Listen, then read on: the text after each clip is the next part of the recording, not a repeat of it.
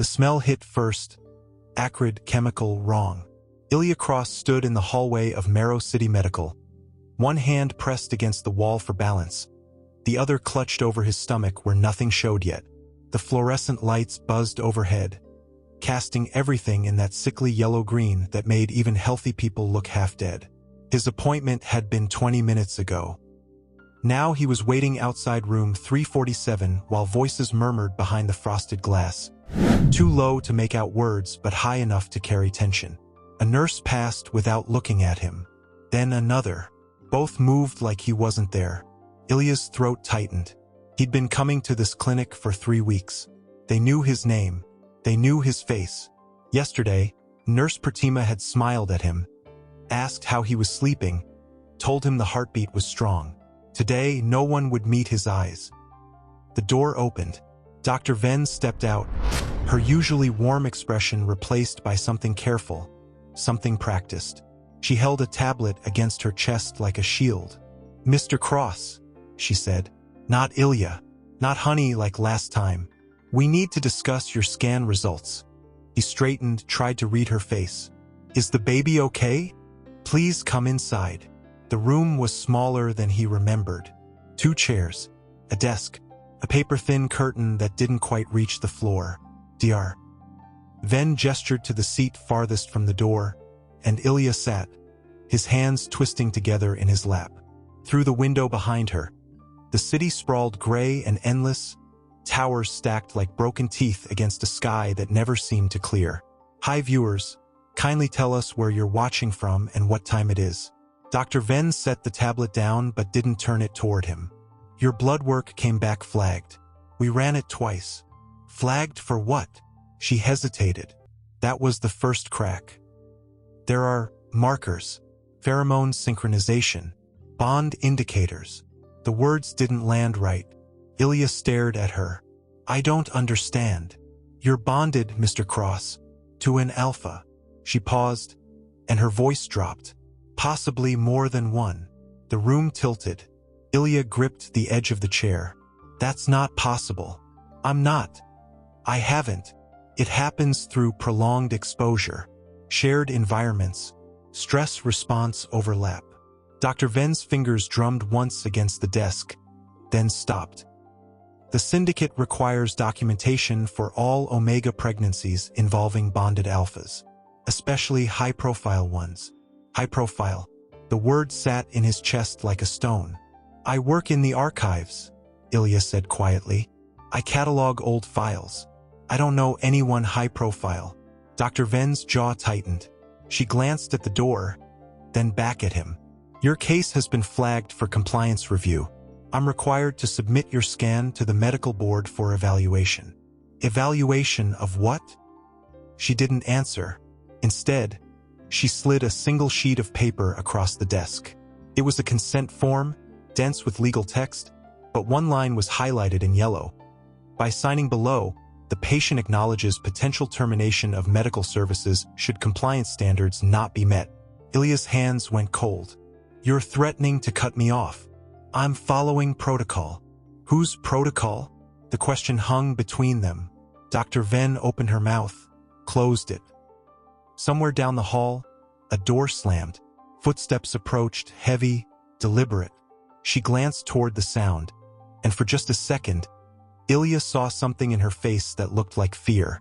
"Sign the form, Mr. Cross." He looked down at the paper, at the line waiting for his name, at the future that signature would lock into place. The footsteps stopped outside the door. Dr. Ven stood abruptly, snatching the tablet off the desk. "I'll give you a moment to think." She left. Ilya sat alone in the too small room, the consent form in front of him, the scent of antiseptic burning his nose. His hand drifted to his stomach again. The baby was 13 weeks. He'd heard the heartbeat 2 days ago, fast and strong, like a bird's wings beating against glass. He'd imagined a face, tiny fingers, a voice that would someday call him Papa. Now he imagined silence. The door opened again, but it wasn't Dr. Ven. It was a man in a gray suit, ID badge clipped to his belt. Syndicate security clearance. Ilya Cross. Ilya nodded. Your medical access has been temporarily suspended pending compliance review. You're required to vacate the premises. I haven't even. Effective immediately. The man stepped aside, one hand resting on the doorframe, the other near his hip where Ilya could see the outline of something clipped to his belt. Not a weapon. A scanner. Ilya stood slowly. His legs felt distant, like they belonged to someone else. He walked past the man into the hallway, past the nurses who still wouldn't look at him. The consent form stayed on the desk, and signed. He made it to the elevator before the shaking started. The doors slid open. Empty. He stepped inside, pressed the button for the ground floor, and leaned against the wall as the car descended. His reflection stared back at him from the metal doors, pale, wide-eyed, one hand still pressed protectively over his stomach. The elevator jerked to a stop. Not the ground floor, sublevel 2. The doors opened onto a hallway Ilya had never seen before. Concrete walls, dim lighting, a smell he couldn't place at first, something burnt, something organic. And at the end of the hall, a door marked medical waste disposal. He should have pressed the button again. Should have stayed in the elevator. But his feet moved before his brain caught up, carrying him down the hallway toward that door, toward the smell that was getting stronger now, sharper, unmistakable. Smoke. Burning plastic. Ilya pushed the door open. The room was small, utilitarian.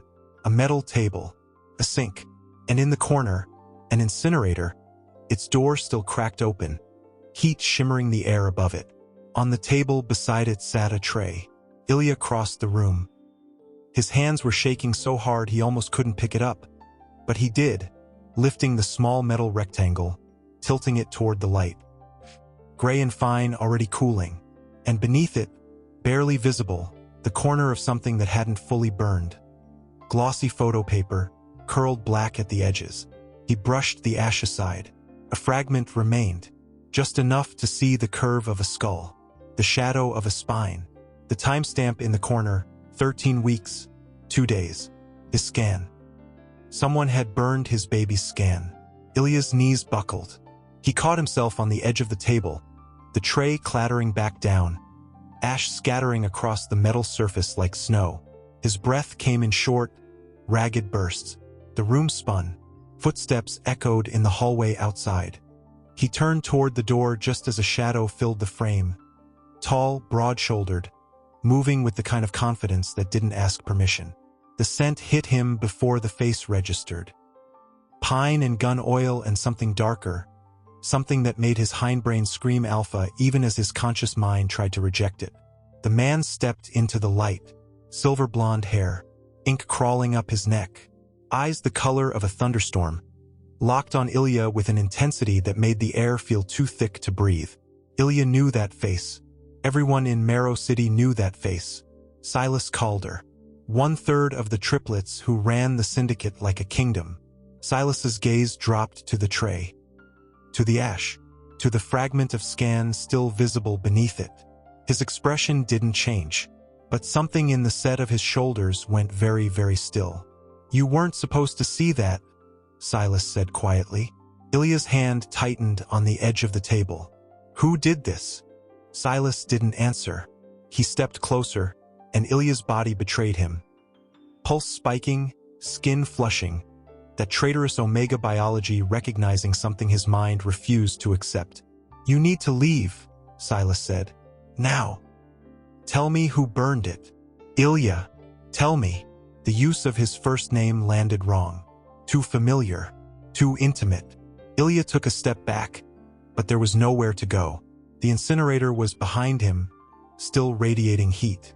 Silas was in front of him, close enough now that Ilya could see the tension in his jaw, the way his hands flexed and unflexed at his sides. "Someone powerful," Silas said finally. "Someone who knows about the bond." The bond. The room went silent except for the hum of the incinerator and the sound of Ilya's own breathing. "I don't even know you," Ilya whispered. Silas's mouth tightened. "You will." Behind him, another set of footsteps approached. Lighter, faster. Silas turned his head, just slightly. "We're leaving." "We?" But before Ilya could process the word, a second figure appeared in the doorway, leaner than Silas but just as tall, dark hair falling into eyes that glittered with something between amusement and threat. Riven Calder, the second triplet. He looked at Ilya, at the tray, at his brother. Then he smiled, slow and sharp as a knife. "Well," Riven said softly, "this just got interesting. Who do you think burned the scan, and why?" Ilya was 12 years old the first time he smelled an alpha and didn't run. It happened in the central archives, 3 floors below street level where the air always tasted like dust and old ink. His mom had just gotten him the apprentice position, told him to keep his head down and his scent neutral. Omegas didn't last long in Syndicate buildings if they drew attention. He'd been shelving files in the restricted section when the elevator doors opened. 3 men stepped out. Identical faces, but different everything else. The first moved like water, smooth and inevitable. The second moved like a fist, all coiled violence. The third moved like smoke, there and gone before you could track him. 17 years old. Already dangerous. The Calder triplets.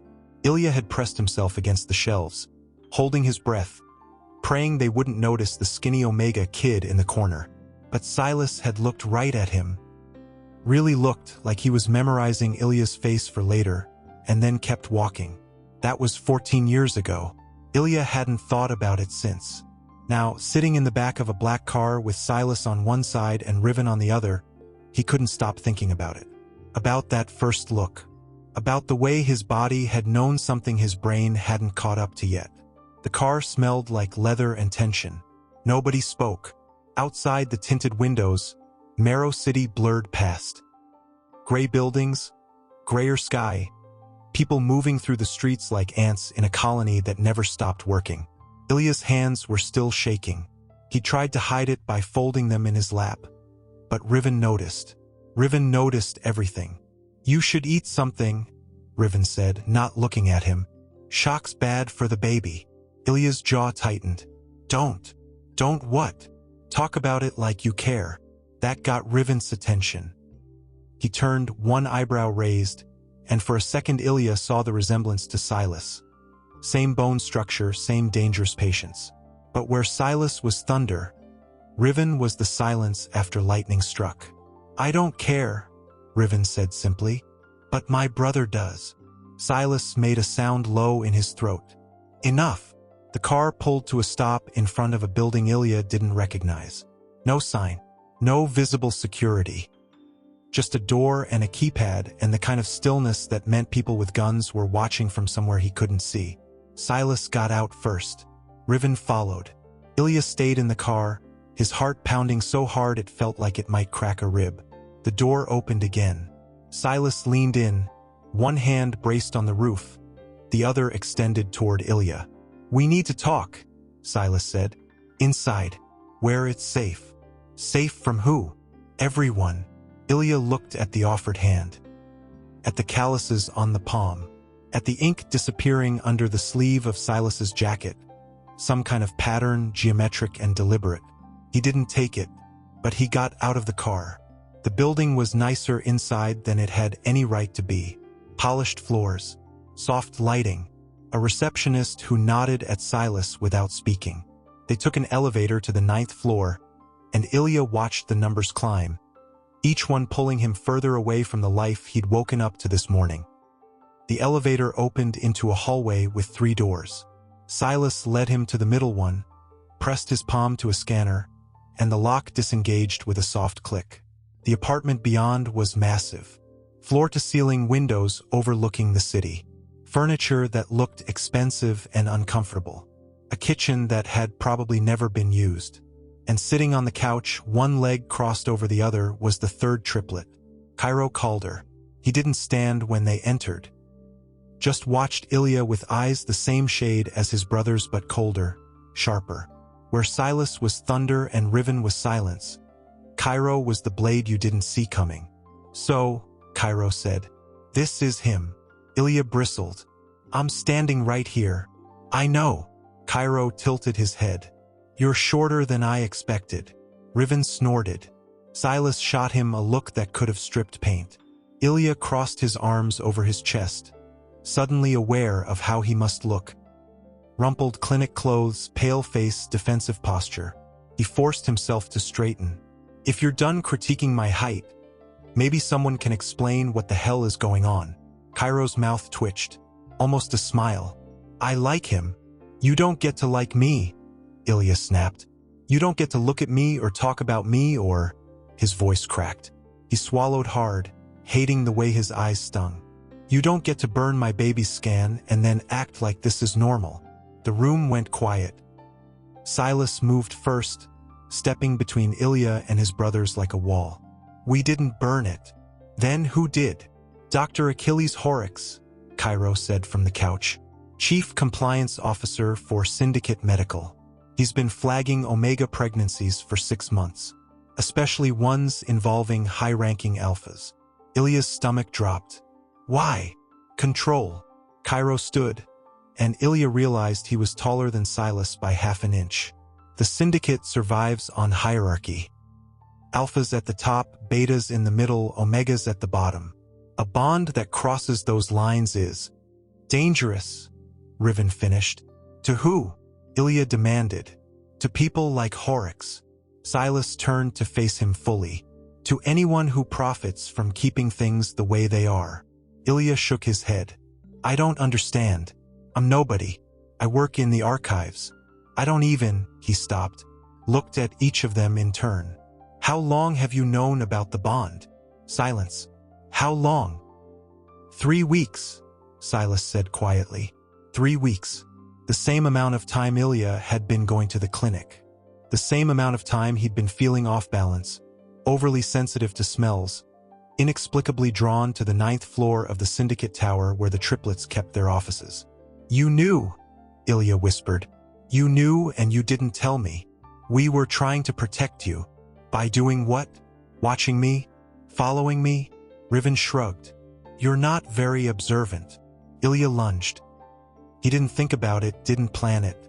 1 second he was standing still and the next he was moving, hands up, ready to shove or hit or do something to make the smug expression disappear from Riven's face.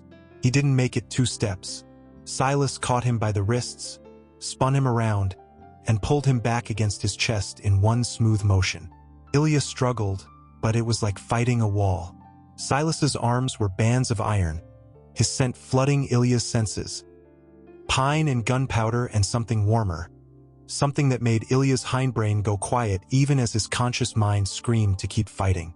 Let me go, Ilya gritted out. Not until you calm down. I am calm. You're shaking. Ilya was. He could feel it now, the tremors running through his whole body, the adrenaline crash hitting him all at once. His knees buckled. Silas held him up, turned him around, and guided him to the couch. Ilya sat.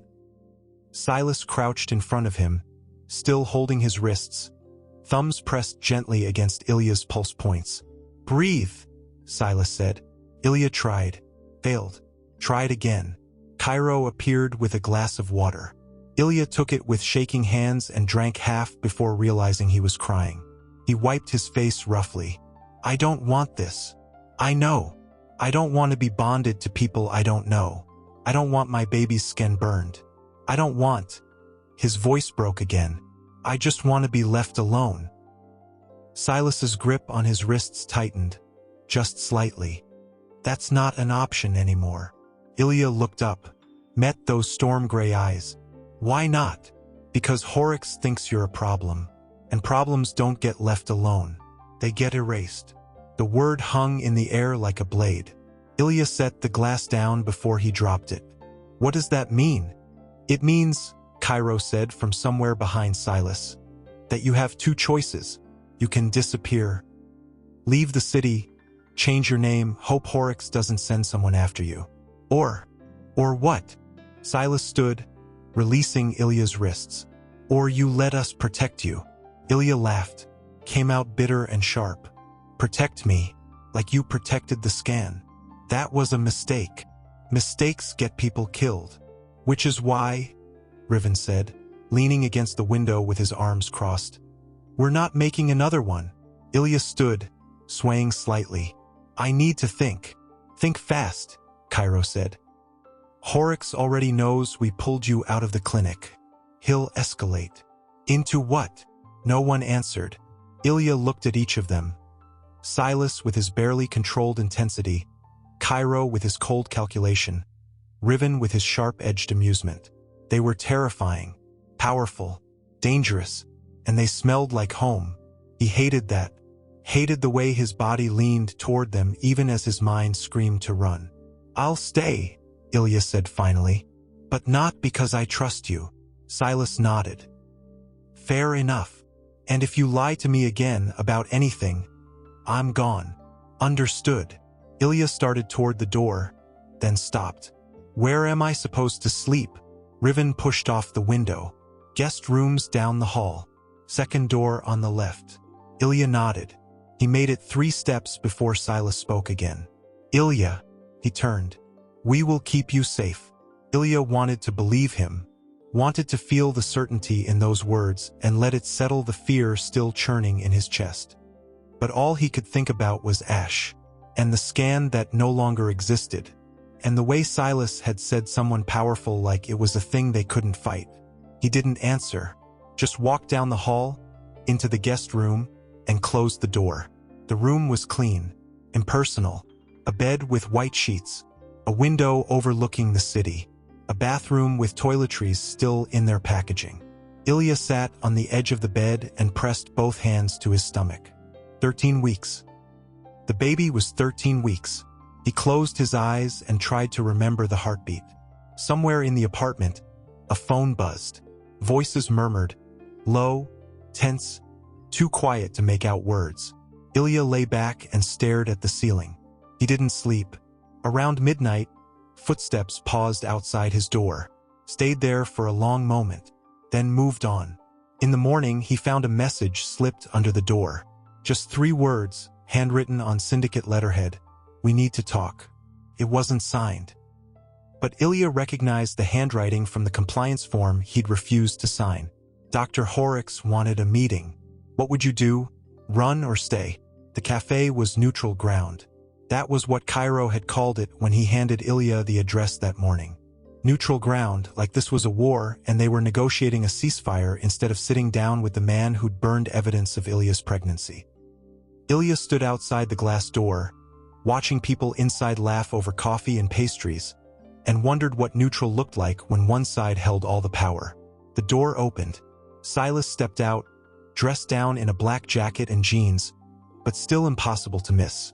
People glanced at him, then looked away fast.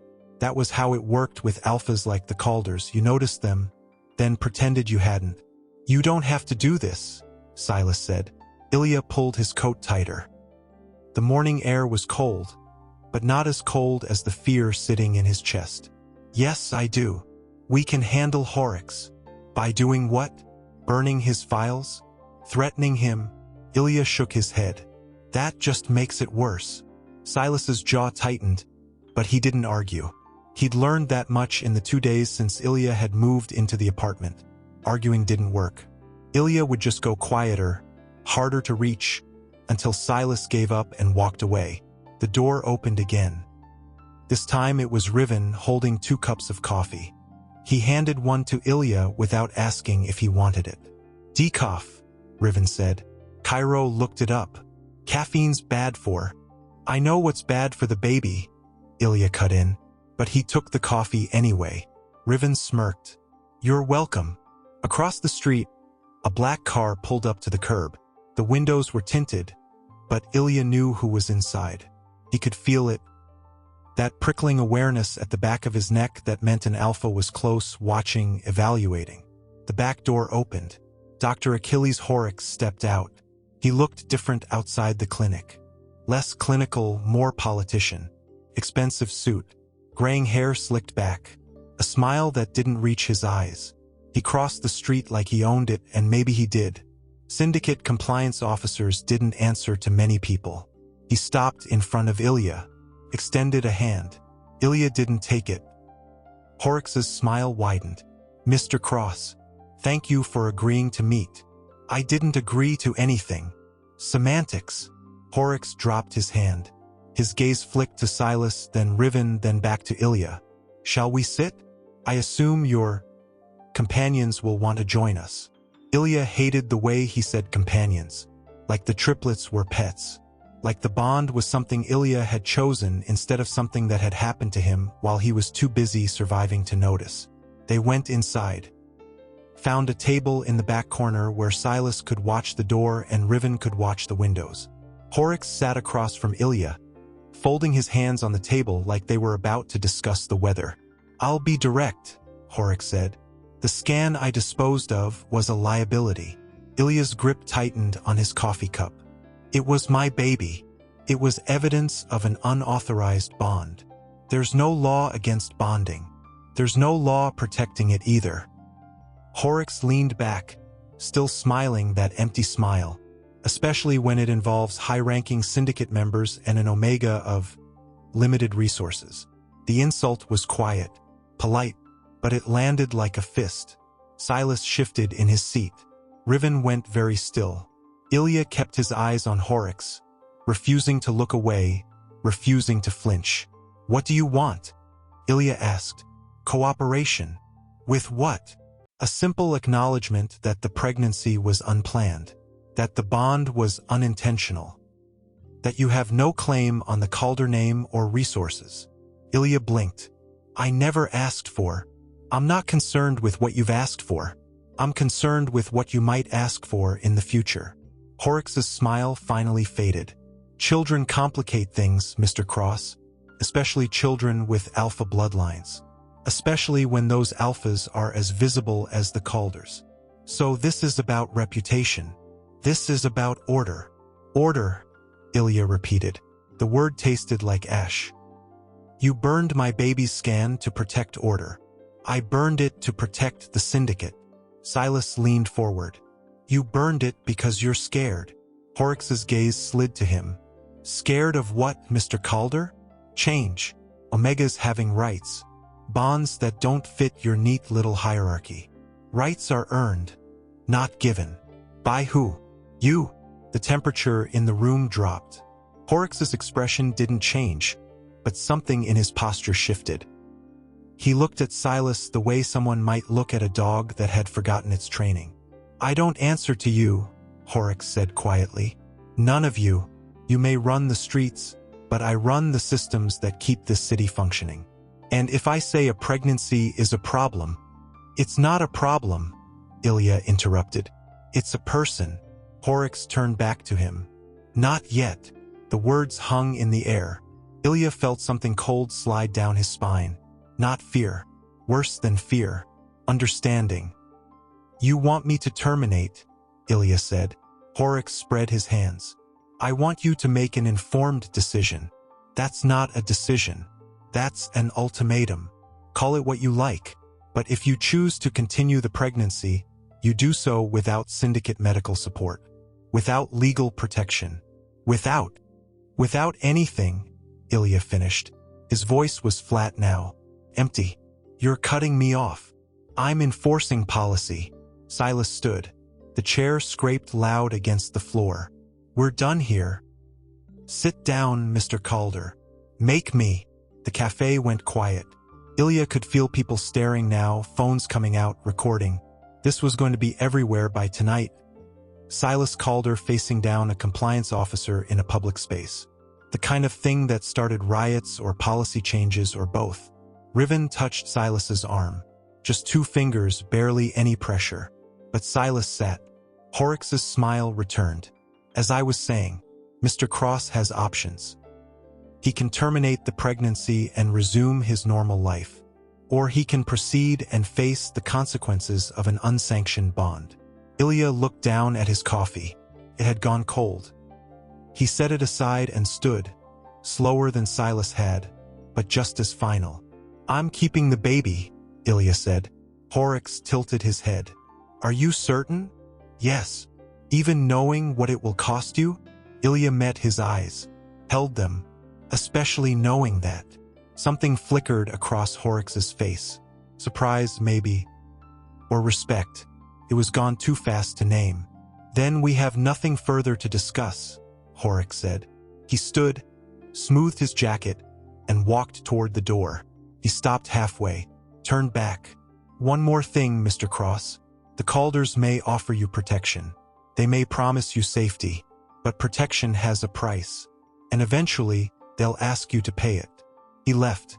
Ilya stood there, his hands shaking again, his heart pounding so hard he thought everyone in the cafe could hear it. Silas touched his elbow, not gripping, just there. "Let's go," Silas said. They made it outside before Ilya's knees gave out. Silas caught him, one arm around his waist, and guided him to the car. Riven opened the door. Ilya climbed in, sank into the leather seat, and pressed both hands to his face. He didn't cry. He was too angry to cry. "He's right," Ilya said into his palms. Silas slid in beside him. "About what? Protection has a price. Not with us." Ilya dropped his hands, looked at Silas, really looked, past the ink and the intensity and the scent that made his Omega brain go soft and stupid. "What do you want from me?" Ilya asked. Silas didn't answer right away. He looked at Riven, who'd taken the front seat, then at Kairo, who was driving, then back at Ilya. "We want you safe," Silas said finally. "That's not an answer. It's the only one I have right now." The car pulled away from the curb. Ilya watched the cafe disappear behind them, watched the city swallow it whole. His phone buzzed. A message from an unknown number. "You made your choice. Now live with it." Ilya deleted it, but his hands were still shaking when he put the phone away. They drove in silence for 10 minutes before Silas spoke again. "We need to move you." Ilya frowned. "Move me where?" "Somewhere Horrocks can't reach."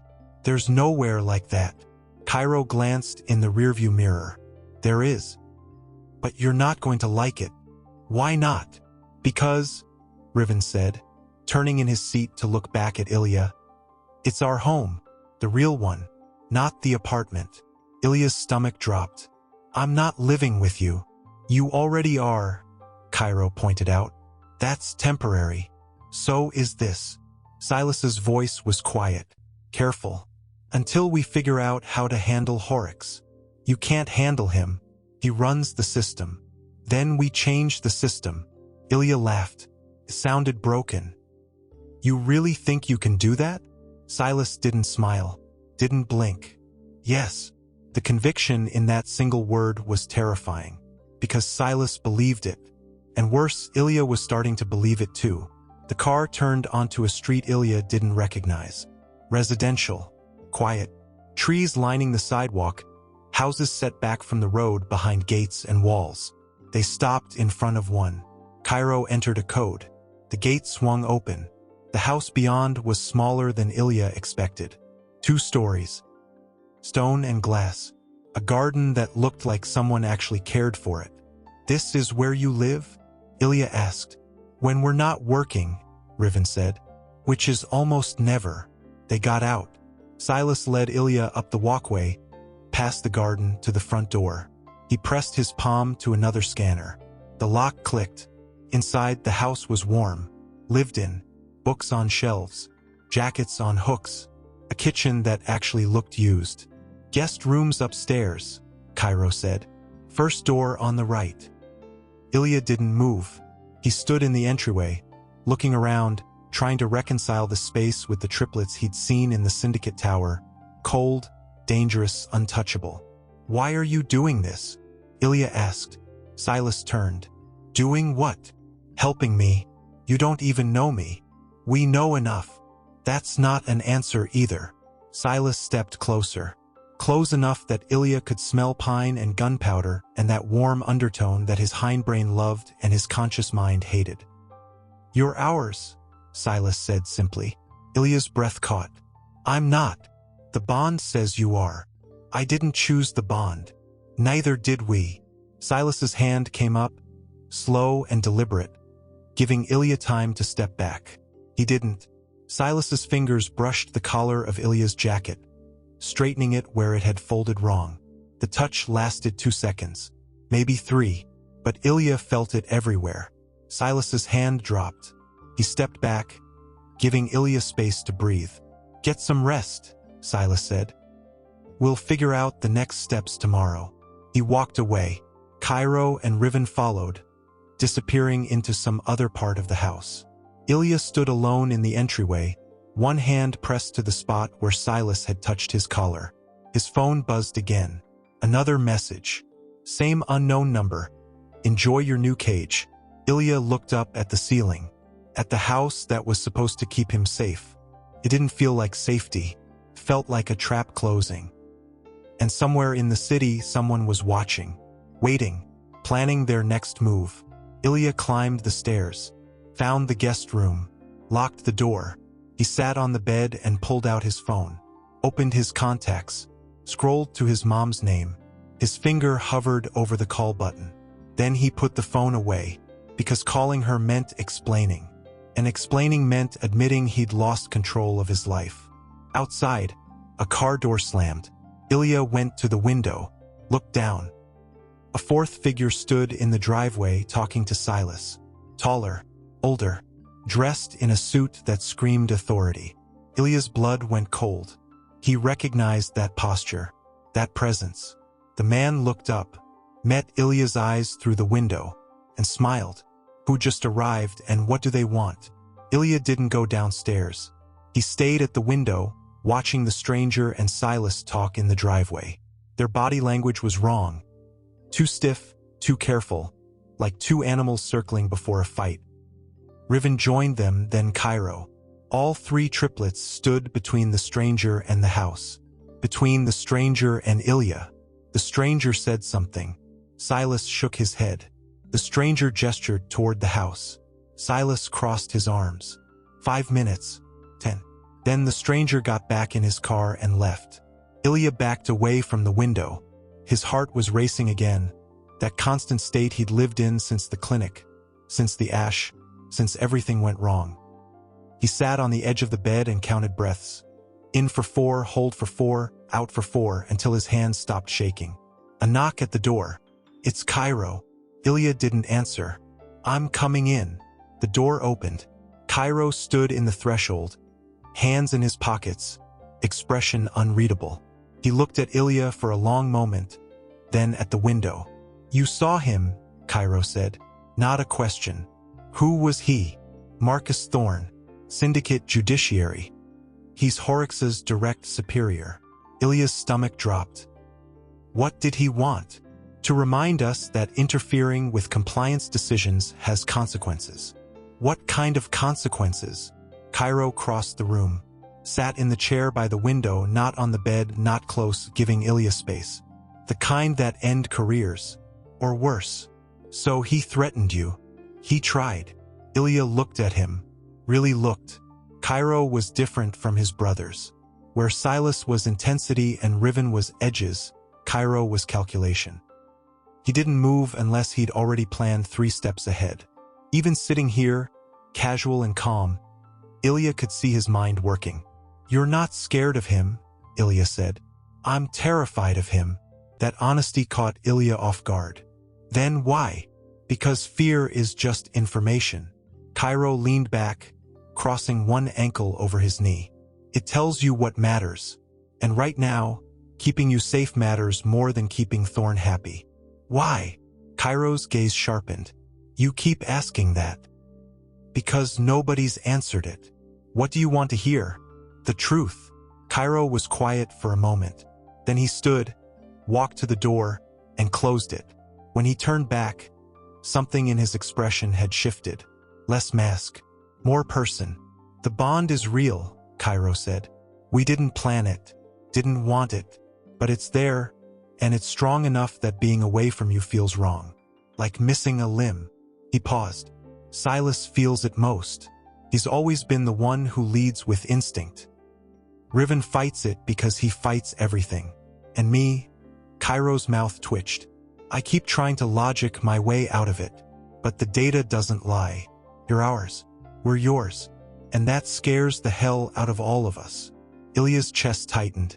I don't want to be anyone's. I know. I didn't ask for this. Neither did we. The words hung between them. Ilya wanted to be angry, wanted to throw something or scream or do anything to break the tension that sat in his chest like a stone. But all he felt was tired. "What happens now?" Ilya asked. "Now we figure out how to survive Horrocks and Thorn long enough to change the rules they're using against us. You can't change the Syndicate. We can try." Footsteps on the stairs. Silas appeared in the doorway, filling it the way he always did.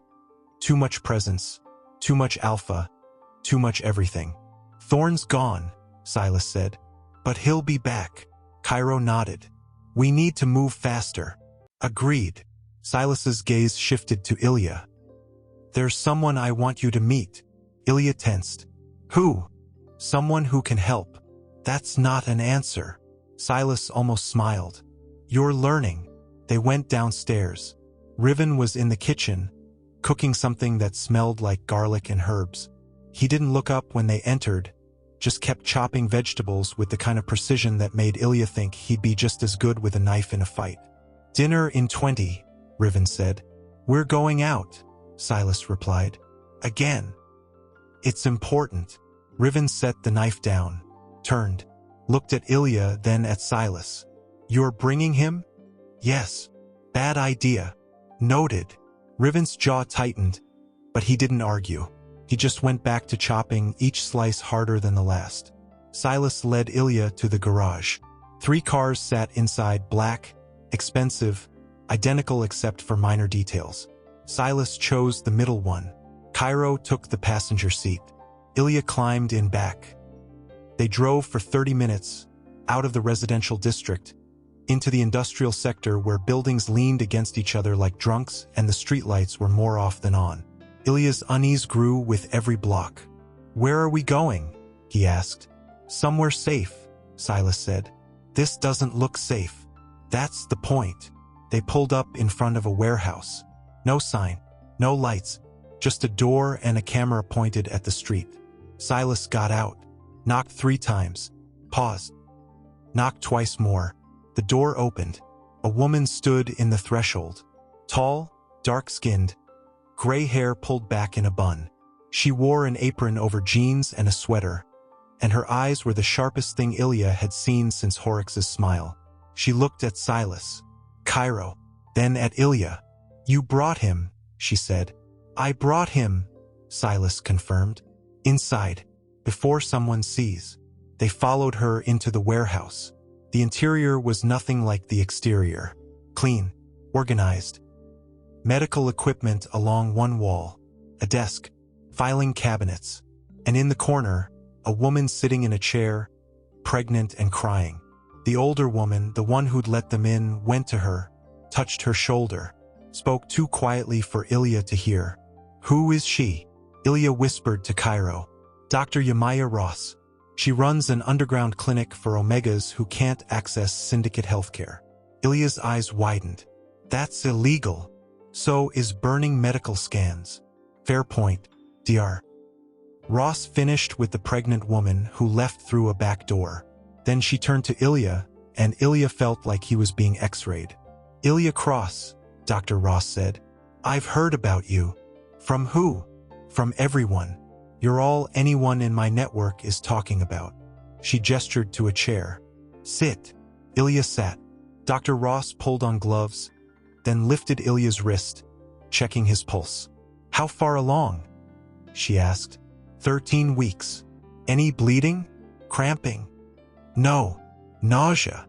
Sometimes." She nodded, pulled out a portable ultrasound machine. "Let's take a look." Ilya's breath caught. "You have everything the Syndicate does, just older and less legal." She gestured to his shirt. "Lift."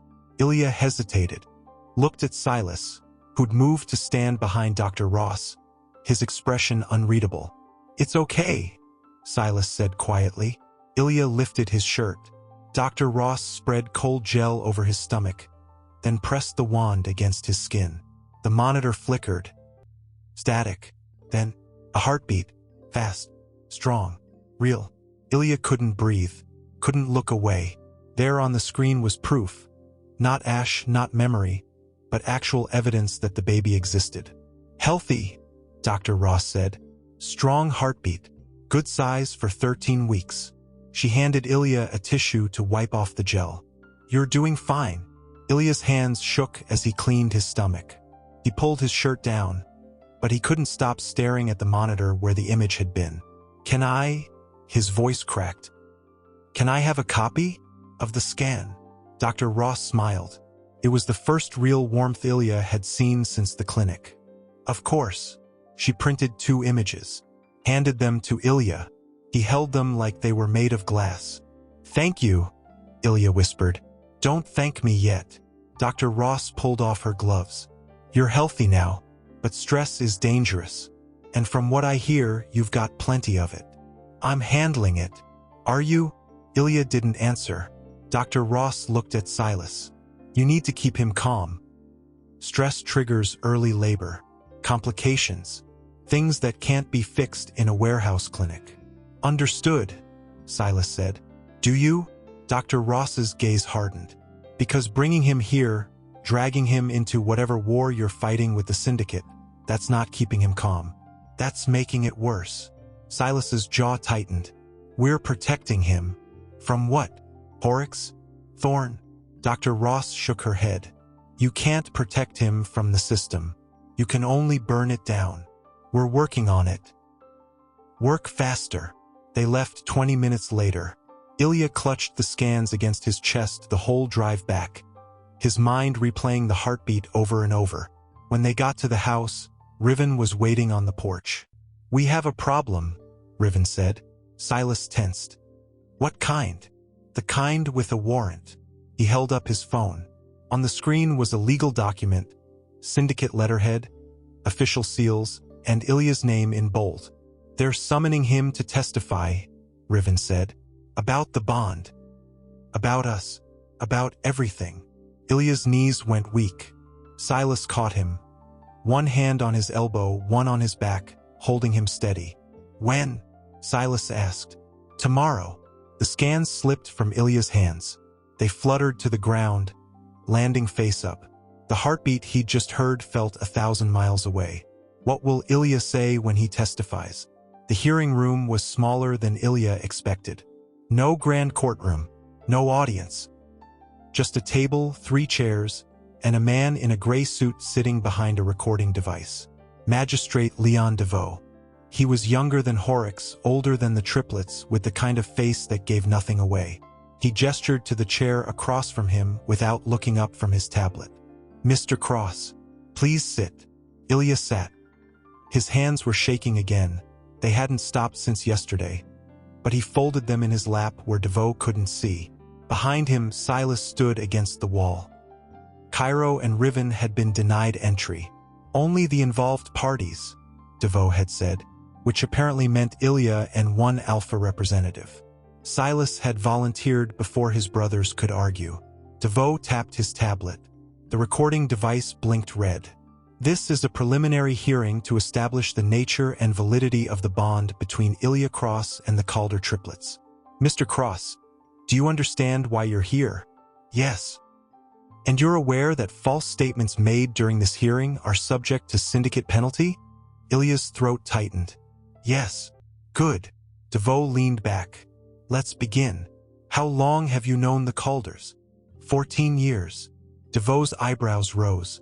14 years. I met them when I was 12. They came to the archives where my mom worked. And you've maintained contact since then? No.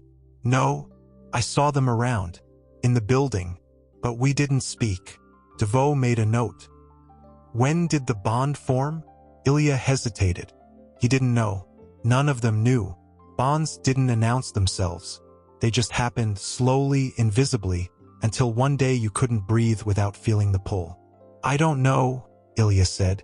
Approximate. Maybe 3 months ago? 3 months. DeVoe looked at Silas. Is that accurate, Mr. Calder? Silas's voice was flat. Yes. And when did you become aware of the pregnancy? Ilya's hands tightened in his lap. 4 weeks ago. Does Mr. Calder know he's the father? The question hit like a fist. Ilya opened his mouth, closed it, looked back at Silas, who'd gone very still. Ilya swallowed. It's complicated. Uncomplicated. The bond is with all three of them. I don't know which. His voice cracked. I don't know. DeVoe's expression didn't change. Have you been intimate with all three alphas? Ilya's face burned. No. Then how? Proximity bonding, Silas interrupted. It's in the medical literature. Scent exposure. Stress synchronization. Physical intimacy isn't required. DeVoe's gaze shifted. I didn't ask you, Mr. Calder. You implied something that wasn't true. I implied nothing. I asked a question. The tension in the room spiked. Ilya could smell it. Silas's scent sharpening, going from pine to something darker, more dangerous. Silas, Ilya said quietly. Silas's jaw clenched, but he went silent. DeVoe turned back to Ilya. Did the Calders coerce you into this bond? No. Manipulate you? No. Offer you money or protection in exchange for? No. Ilya's voice was firm now. The bond happened.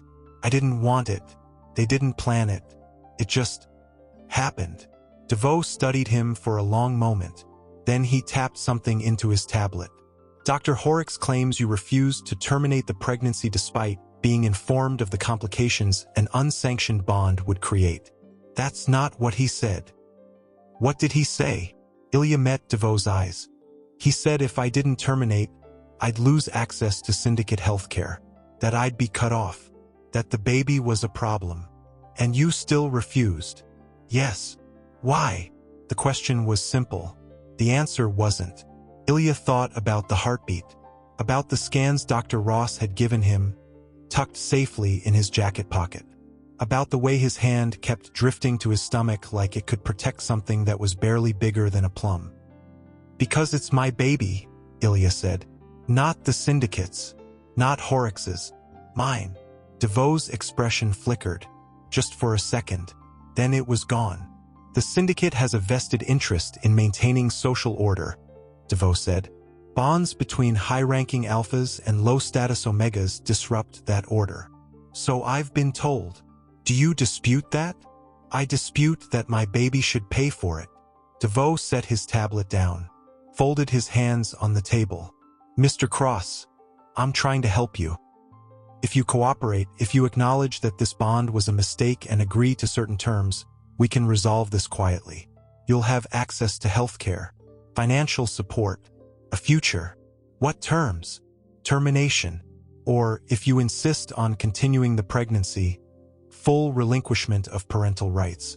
The child would be raised by the Syndicate, away from the complications of a bond that shouldn't exist. The words landed like ice water. Ilya couldn't breathe, couldn't think, couldn't do anything but stare at DeVoe's calm, reasonable expression. You want to take my baby, Ilya whispered. I want to give it a stable life. Without me. Without the complications you represent. Silas moved, one step forward, fast and lethal, before Ilya even registered the threat. He was halfway to the table before Ilya spoke. Silas, don't. Silas stopped, fists clenched, breathing hard. DeVoe didn't flinch. He just looked at Silas with that same flat expression.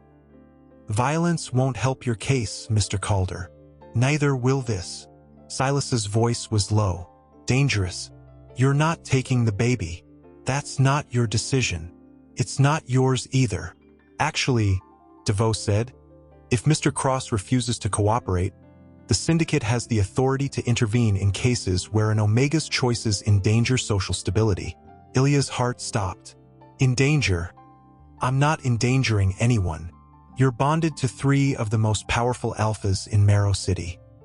Your pregnancy creates a legal and social crisis. That's the definition of endangerment.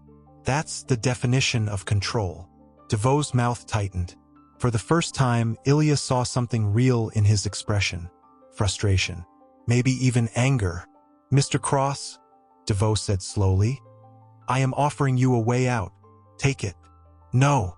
Think about what you're refusing. I have. Think harder. No.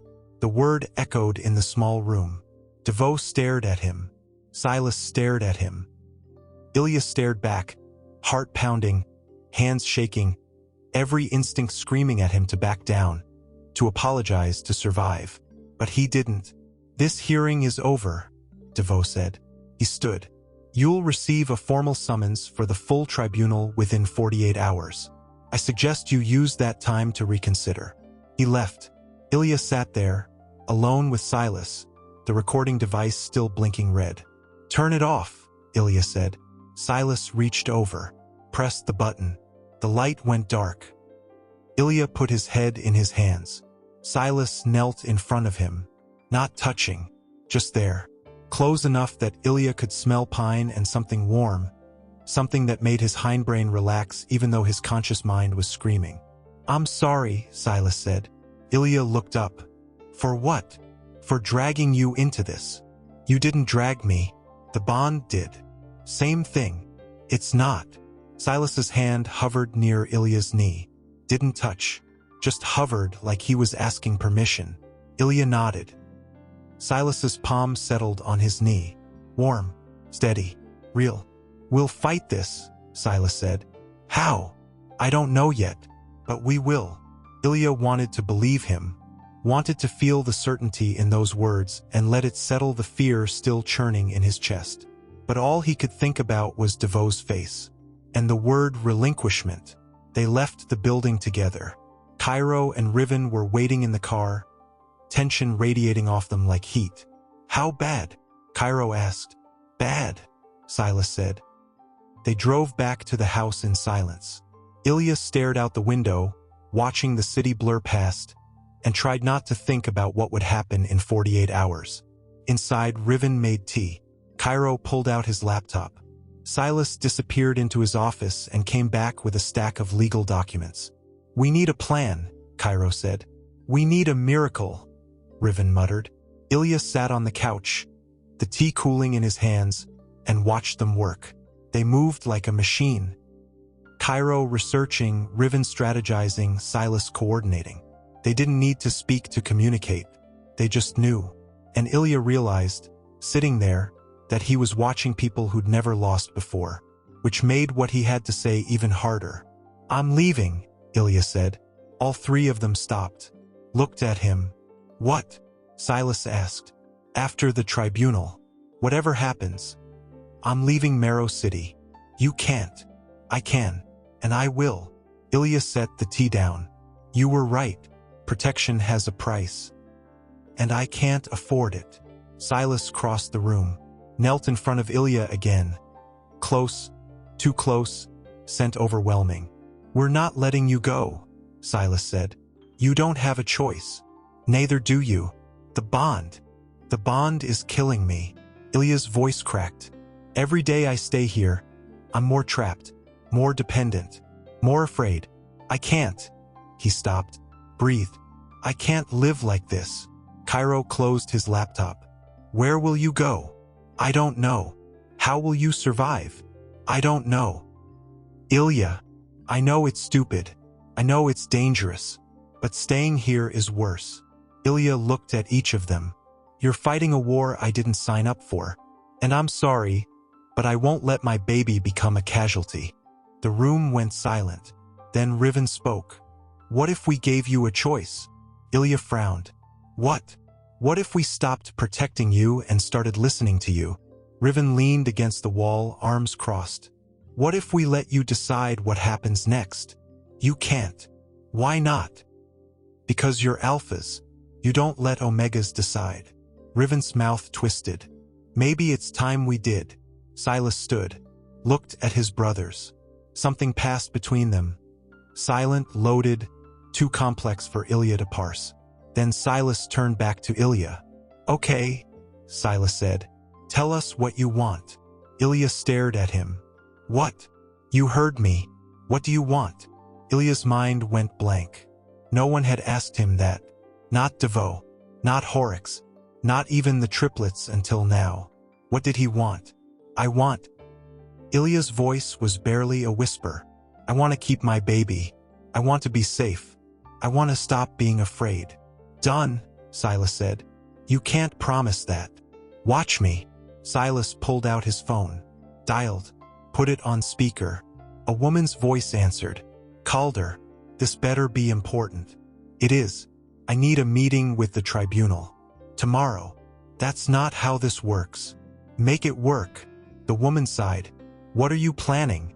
To change the rules. She laughed. You can't change the Syndicate, Silas. Watch me. He hung up. Ilya's heart was racing again. What did you just do? What you wanted, Silas said. We're going to fight. Not for us. For you. Kairo stood. This is a bad idea. Noted. They'll destroy us. Let them try. Riven pushed off the wall. If we're doing this, we do it right. No half measures. Agreed. All three of them looked at Ilya. We're with you, Silas said. Whatever you decide. Wherever you go. We're with you. Ilya's throat closed. He wanted to argue. Wanted to push them away. Wanted to run. But his hand was on his stomach. And the heartbeat was still there. Fast and strong. And for the first time since the clinic, since the ash, since everything fell apart, Ilya believed them. Okay, Ilya whispered. Okay. Silas smiled. It was small, dangerous, real. Then let's burn it all down. That night, Ilya couldn't sleep. He stood at the window of the guest room, watching the city lights, one hand on the glass. Behind him, the door opened. Silas stepped inside. Didn't speak. Just crossed the room and stood beside Ilya, close enough that their shoulders almost touched. They stayed like that for a long time. Silent. Warm. Finally, Silas spoke. I'm scared, he said. Ilya looked at him. Of what? Failing you. The honesty landed like a punch. Ilya's breath caught. You won't, Ilya said. You don't know that. Neither do you. Silas's hand moved. Settled on the window beside Ilya's. Not touching. Just there. I've never been good at losing, Silas said quietly. Then don't lose. Silas turned. Looked at Ilya. Really looked. Eyes roaming his face like he was memorizing every detail. You're stronger than you think, Silas said. You're softer than you pretend. Silas's mouth twitched. Almost a smile. Then he stepped back. Gave Ilya space. Get some rest, Silas said. Tomorrow's going to be hell. He left. Ilya stood at the window until dawn. His reflection staring back at him, his hand on his stomach. When the sun rose, a message arrived. Not from DeVoe. Not from Horrocks. From someone new. It was a photo. Grainy. Dark. But clear enough to see what it showed. Ilya leaving Dr. Ross's clinic. And below it, a single line. You made your choice. Now watch it burn. What happens when the truth comes out? The photo wouldn't stop burning in Ilya's mind. Someone had followed him. Watched him. Documented his visit to an illegal clinic and now held that evidence like a loaded gun. He showed it to the triplets over breakfast. Coffee for them. Decaf tea for him. Untouched toast on everyone's plates. Kairo studied the image with clinical precision. The angle suggests rooftop surveillance. Professional equipment. Thorn, Silas said flatly. Or someone working for him. Riven leaned back in his chair. Either way, they're escalating. Ilya's hands trembled around his cup. What does this mean? It means, Kairo said, closing the phone, they're building a case, not just against you, against Dr. Ross, against anyone helping you. The weight of that landed hard. Ilya thought about the pregnant woman in Dr. Ross's clinic, about the others who needed her, about how many lives would be destroyed if the Syndicate raided that warehouse. We have to warn her, Ilya said. Already did. Silas showed his phone. She's moving locations, destroying records. She'll be gone by noon. Some of the tension in Ilya's chest eased, but not all of it. The tribunal meeting was in 6 hours. Riven drove them to the Syndicate Tower in silence. The building loomed against the gray sky like a tombstone. Inside, the halls were too bright, too clean, filled with people in expensive suits who didn't look at Ilya but tracked his movement like predators watching prey. They took an elevator to the 15th floor. DeVoe met them outside the conference room, his expression unreadable. Mr. Cross, Mr. Calder. He nodded at Silas. The others will need to wait outside. Kairo's jaw tightened. Riven didn't move. It's fine, Ilya said quietly. He wasn't sure it was, but he said it anyway. Inside, the conference room was all glass and steel. A long table, 7 chairs, 3 on one side, 4 on the other, and at the head, Magistrate Thorn himself. He was worse in person, taller than Ilya expected, colder. His eyes swept over Ilya once, cataloging and dismissing him in the same glance. Sit, Thorn said. Ilya sat. Silas took the chair beside him, close enough that Ilya could feel the heat radiating from his body. Horrocks sat across from them, hands folded, expression smug. DeVoe took the remaining seat and opened a file. This tribunal has been convened to address the unauthorized bond between Ilya Cross and the Calder triplets, and the subsequent pregnancy resulting from. There's no pregnancy, Horrocks interrupted. Every head turned. Horrocks slid a document across the table. Medical records indicate Mr. Cross terminated 3 days ago. The issue is resolved. Ilya's blood went cold. He grabbed the document. It was a clinic intake form with his name, his ID number, and a procedure code for termination. Forged. That's not real, Ilya said. It has your signature. I never signed this. Horrocks smiled. The clinic records say otherwise. Silas lunged. Ilya caught his wrist, gripped tight, holding him back. Don't. Silas's whole body vibrated with rage, but he stayed in his seat. Thorn watched them with detached interest. If the pregnancy has been terminated, this tribunal is unnecessary. It hasn't been, Ilya said firmly. The document is fake. Can you prove that? Ilya's mind raced. The scans from Dr. Ross were in his jacket pocket, but showing them meant admitting he'd visited an illegal clinic, which was exactly what the surveillance photo proved. They were trapped. I have proof, Silas said. Everyone looked at him. Silas pulled out his phone, tapped, turned it toward Thorn. On the screen was a video, time-stamped from this morning, showing Ilya at the house, clearly pregnant, talking to Kairo in the kitchen. Recorded this morning, Silas said. 4 hours ago. If he'd terminated 3 days ago, there would be visible signs. Bleeding, pain. He'd be in recovery, not walking around making breakfast. Horrocks' smile faltered. That proves nothing. It proves you're lying. Thorn raised a hand. Enough. He looked at the document, then at the video, then at Ilya. Mr. Cross, are you currently pregnant? Yes.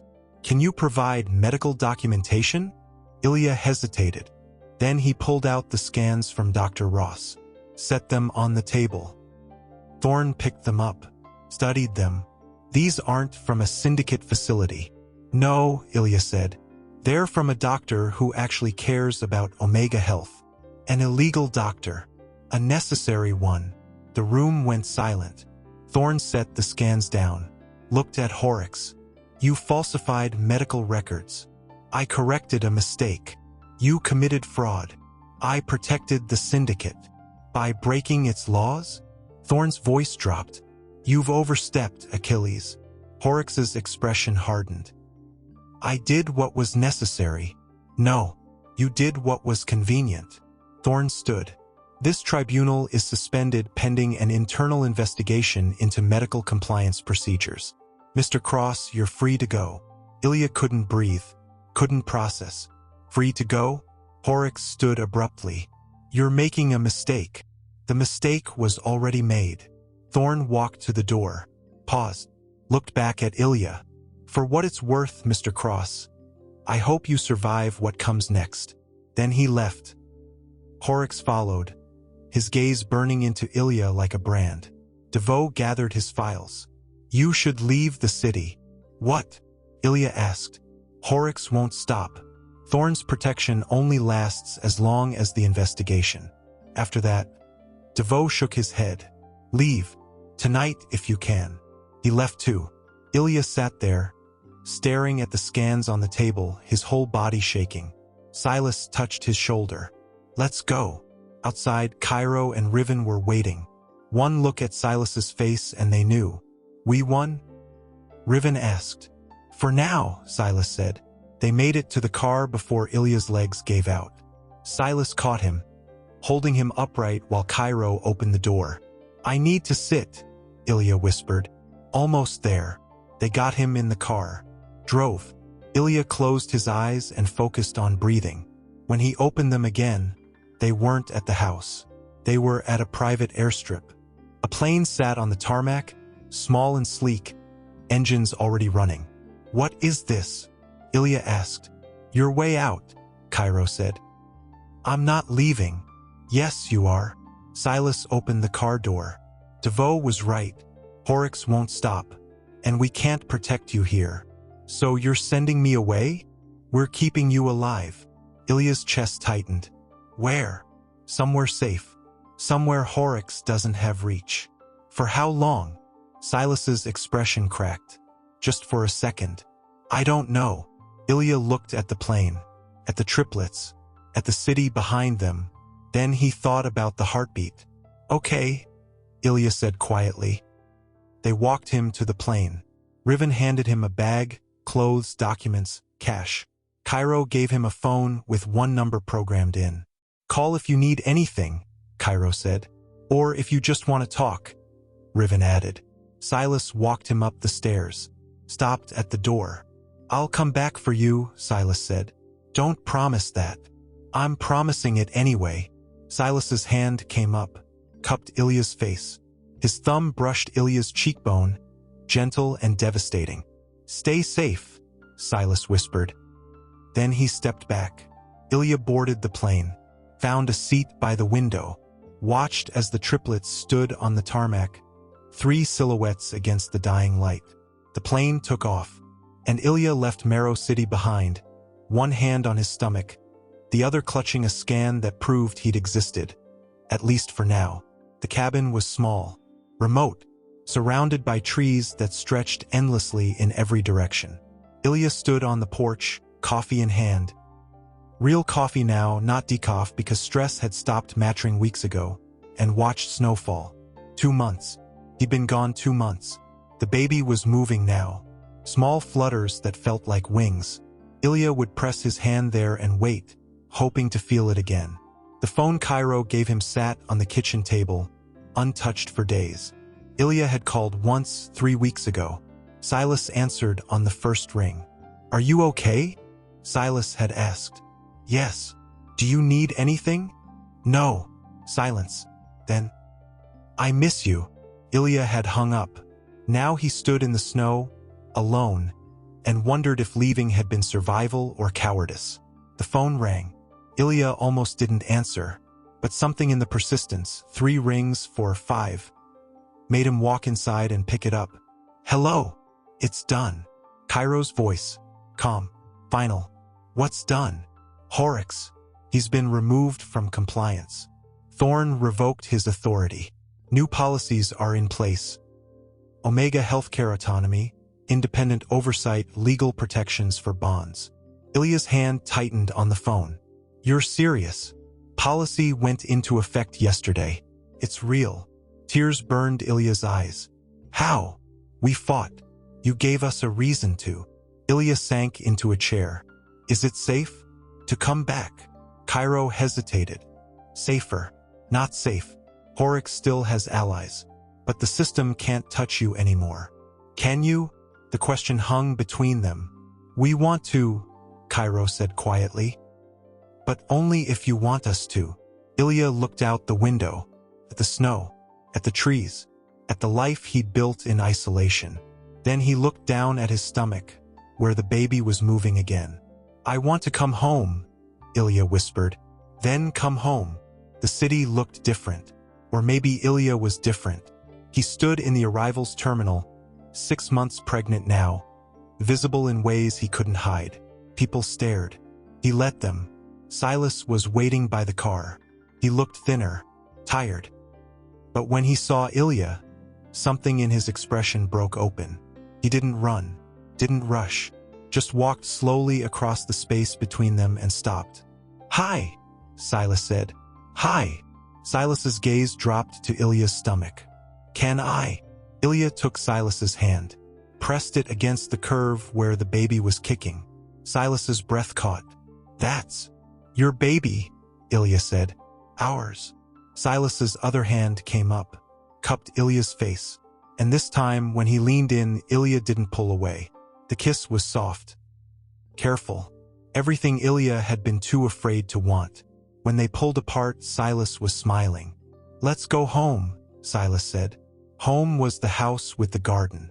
Kairo and Riven were waiting inside, and when Ilya walked through the door, they stood. No one spoke.